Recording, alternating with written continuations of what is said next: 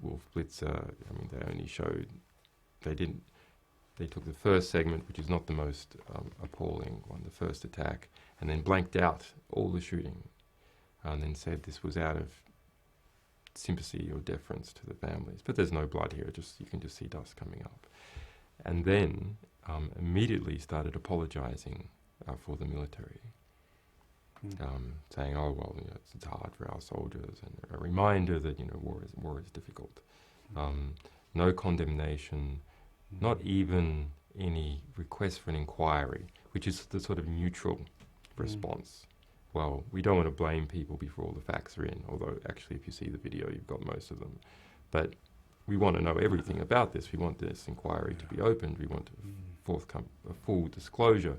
We want to know why this video was withheld from Reuters for so long. So we want to know, were the children who were wounded compensated? Did they live? All these things, which have been sort of natural reactions, did not take place in the broadcast networks. Then, for CNN and NBC, there was, I think, a sort of internal revolt by journalists who were seeing other journalists mowed down in the streets of Baghdad. So a pushback against the editorial management decision to treat it so briefly and in such a biased way. So the next day saw a sort of richer discussion. And then it flipped. Then enormous editorial space, both in the printed press and in TV press, opened up for military apologists. And no space opened up for anyone else, including people with new facts, including the soldiers on the ground who were there, the only English-speaking witnesses, the only US witnesses and the only soldiers speaking.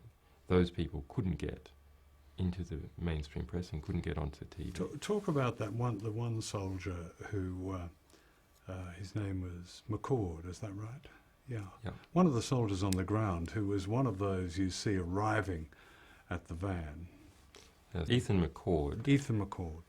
Is a soldier about 30 years old, was in the ground unit that was being serviced, if you like, by the Apaches in the sky. And they marched in and arrived to where the bodies were in the shooting up van.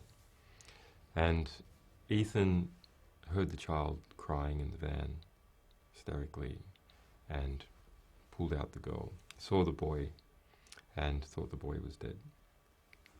Took the child away from the van to